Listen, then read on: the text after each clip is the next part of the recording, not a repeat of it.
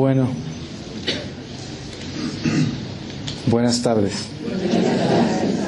Entonces vamos a continuar con esta última reflexión de la tarde de la autoestima y el pensamiento positivo. Y como siempre, antes de comenzar, le pido al Señor su palabra. Y el Señor nos lleva a leer de San Lucas 23, 26, la crucifixión. Y cuando lo llevaban, tomaron a un Simón de Cirené que venía del campo y le cargaron la cruz para que la llevase detrás de Jesús. Lo seguía una gran muchedumbre de pueblo y de mujeres que se lamentaban y lo lloraban. Vuelto hacia ellas, dijo Jesús: Hijas de Jerusalén, no lloréis por mí, llorad más bien por vosotras y por vuestros hijos, porque van a venir días en los que se dirá: felices las estériles y las entrañas que no engendraron y los pechos que no criaron. Entonces se pondrán a decir a las montañas: caed sobre nosotros, y a las colinas: sepultadnos, porque si en el leño verde se hace esto, ¿qué sucederá en el seco? Llevaban también a otros 2 malhechores para ser ejecutados con él. Cuando llegaron al lugar llamado Calvario, lo crucificaron allí, y a los malhechores, uno a la derecha y otro a la izquierda. Palabra de Dios. Pues en oración yo encontré este tema, y la razón por la cual yo pienso que se ha presentado con mucha fuerza es porque a través de mis viajes como misionero por todos estos países que yo viajo, me encuentro con muchas situaciones en las cuales hay una relación directa entre el desafío de lo que es ciencia humana y lo que es el Espíritu Santo, la ciencia divina. Y esto me pasa en universidades católicas, en colegios católicos, en diferentes países, diferentes culturas, y las posiciones son diferentes en cada cultura, porque desafortunadamente la Iglesia, a pesar de tener un solo lenguaje y una sola doctrina y un solo espíritu, por el mundo en que vivimos hoy tan materialista y un mundo globalizado, sincretizado, se encuentran fenómenos dentro de la misma Iglesia católica que no son católicos, fenómenos que ya no pertenecen a la Iglesia. Y desafortunadamente, por muy sofisticada que sea la cultura, por muy importante que sea la gente y por muy distinguida la invitación, no queda más remedio que decir la verdad. Y no les gusta a muchos, pero yo no podré más que hacer lo que el Señor coloca en mi corazón, porque como yo les he dicho varias veces, si a uno lo llaman a hacer un trabajo como el que yo hago, lo último que yo podría hacer es estar aquí parado buscando cómo complacerlos a ustedes. ¿Qué tal? Pues preferiría que el Señor de una vez me incinerara, me quemara, porque yo vine aquí no a hacer el trabajo de ustedes, sino el trabajo del Señor, para que ustedes hagan el trabajo de Él, como Él me ha mandado también a hacer el mío, que es el trabajo de Él, ¿no es verdad? Y esa es la invitación que nos hacemos todos nosotros, porque si vamos a invitarnos aquí a hacer el trabajo humano, que no tiene nada de relación con lo divino, pues más vale que regresemos al mundo y vivamos una vida de paganos. Pero si vamos a estar acá compartiendo las cosas de Dios, pues vamos a hablar exactamente de la verdad. Y la verdad no se negocia. Entonces, ¿por qué el pensamiento positivo y la autoestima?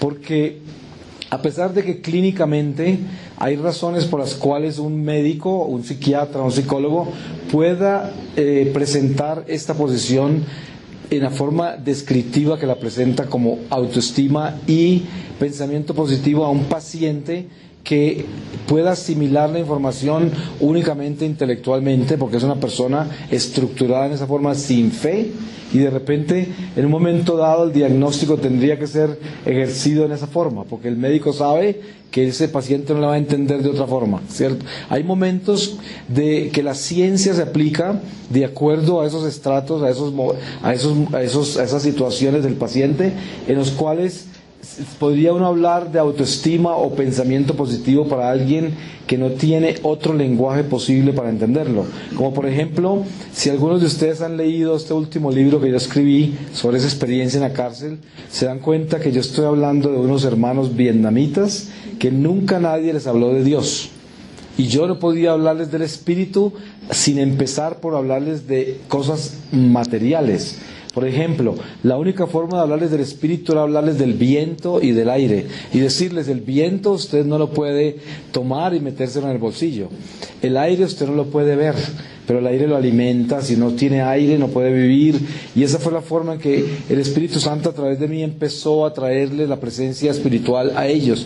Pero yo no podría de entrada hablarles del espíritu, porque no hubieran entendido qué es espíritu. Entonces, entendamos.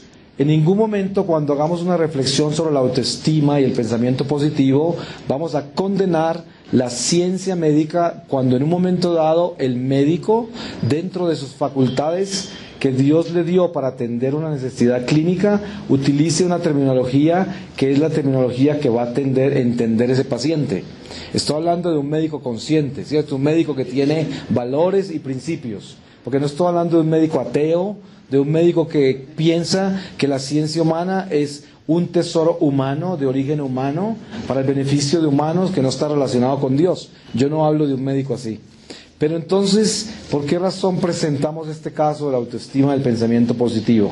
Porque si yo soy católico y yo conozco el Evangelio y yo conozco a Cristo, Cristo se me ha manifestado en mi vida porque no solamente me escogió el Padre para que Cristo me recogiera y fuera uno de aquellos que el Padre le dio al Señor para que me salvara y me llevara al cielo y me diera la puerta del cielo, bautizándome con ese espíritu de agua, con el espíritu de fuego, con todo esto que trae el bautismo en Jesús, ¿cierto? El agua, el fuego, el Espíritu del Señor, todos los elementos que traen la redención en Cristo nuestro Señor.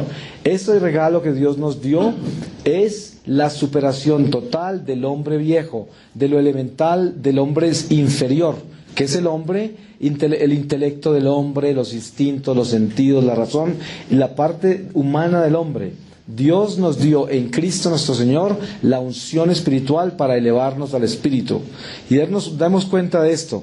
En el Antiguo Testamento, el pueblo de Dios era invitado, como hablábamos ayer, a una tierra prometida en la tierra. En el Nuevo Testamento, el pueblo de Dios es invitado al cielo, a la Santa Jerusalén del cielo, en la nueva tierra y el nuevo cielo que baja, que es la Santa Jerusalén. Y esa es la invitación que Dios nos hace a nosotros. Por lo tanto, si nosotros somos del Espíritu y no de la carne, entonces nosotros no estamos buscando ser autoestimulados, porque por sí mismos nosotros nunca lograremos nada, no realizaremos nada por sí mismos, porque Dios mismo nos ha mostrado que no se mueve ni una hoja sin su divina voluntad, absolutamente nada. Entonces, ¿cómo puede uno pretender que se va a autoestimular? Pues autoestimular, como yo les decía en una charla ayer, hablando del homosexualismo, el autoestima es como una masturbación, porque yo me estoy autoestimulando. Miren ustedes que la misma palabra está incorrecta espiritualmente. Espiritualmente la autoestima está incorrecto. Es un error teológico de principio. ¿Por qué? Porque nosotros, si somos de Cristo y buscamos el Espíritu del Señor, no tenemos autoestima, sino Cristo estima. Porque Cristo sería nuestra estima. Porque entonces, si el estima soy yo, entonces ¿dónde queda Cristo? Entonces Cristo no existe. Entonces ¿Cristo vino para qué? ¿Para nada? Porque si Cristo no es el estima mío, y yo soy mi propia estima, y el autoestima es el que me hace, el que me fortalece, el que me dirige, el que me orienta, el que me da la energía, la fuerza, todo esto, entonces Cristo no existe. Cristo no sirve. Lo que Él vino a hacer no tiene sentido.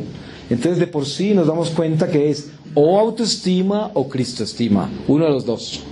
Y teniendo en cuenta lo que les advertí al principio, que esta terminología puede ser confusa si nosotros lo tomamos literalmente y nos damos cuenta que de pronto en la ciencia médica un médico consciente puede utilizar eso porque es necesario para comunicarse con su paciente, porque de lo contrario no podría ayudarlo, que el paciente no le entendería. Pero si estamos hablando en la fe y estamos hablando en el Espíritu, tenemos que entender que una persona consciente, que tenga la orientación cristiana, las enseñanzas que Dios nos ha dado, nunca en la vida podría hablar de autoestima, tampoco podría hablar de realización personal, tampoco podría hablar de pensamiento positivo, tampoco podría hablar de un curso de milagros. Ustedes han visto toda esta metodología que hay con Connie Méndez, con todos estos Deepak Chopras, con todos estos pensamiento positivo de todos los colores y sabores, meditaciones trascendentales y relajación mental para adquirir más fuerza interior, para proyectarse mejor su imagen. Y todo esto se lo venden se lo entregan a los vendedores y corporaciones, a los ejecutivos. Y esta es la filosofía del mundo, porque el mundo quiere mostrarnos a nosotros que nosotros solos, por sí mismos, podemos alcanzar cualquier cosa que nos proponemos. Y lo peor de todo es que es verdad. Pero miren por qué. Porque el Señor dice, o pierdes tu vida para ganar la vida eterna, o te ganas tu propia vida para perder la vida eterna. Una de las dos, ¿cierto? Entonces, si uno se entrega al mundo con la autoestima, el pensamiento positivo, la realización personal, y busca todas estas formas de relajarse, de entretenerse, de sanarse. Ustedes se han dado cuenta lo difícil que es explicarle a un católico que está contaminado con la nueva era, de que no debe practicar cosas paganas, como el yoga, el reiki, el feng shui, tantas cosas que hay hoy que son prácticamente parte de nuestra cultura y están dentro de nuestra sociedad cristiana, católica, que es lo peor. ¿Y por qué no entienden eso? Porque es algo que los hace sentir bien, los relaja, hasta me sanó, me hace sentir bien, mi mamá se curó de esto, mi hermano de aquello, se me arregló la pierna, se me enderezó la columna. ¿Cómo puede ser malo esto? Y ahí viene el conflicto entre el bien y el mal cuando está relacionado entre lo humano y lo divino. En lo divino, Dios nos dice, Dios está en control de todo. ¿Este carro necesita ser trasladado o qué? Está mal parqueado. Este Peugeot BRO 609 está mal parqueado y de repente en peligro de que se lo lleven para otro lado. Entonces, miren que sucede esto. Nosotros tenemos que tener una confianza increíble en Dios para poder superar todas las tentaciones de este mundo temporal. Cuando yo les hablé a ustedes de la experiencia que tuve en Tailandia con los budistas y en Malasia y también en Indonesia es lo mismo. Budistas convertidos al cristianismo, al catolicismo. ¿De dónde vienen los budistas, taoístas y sintoístas?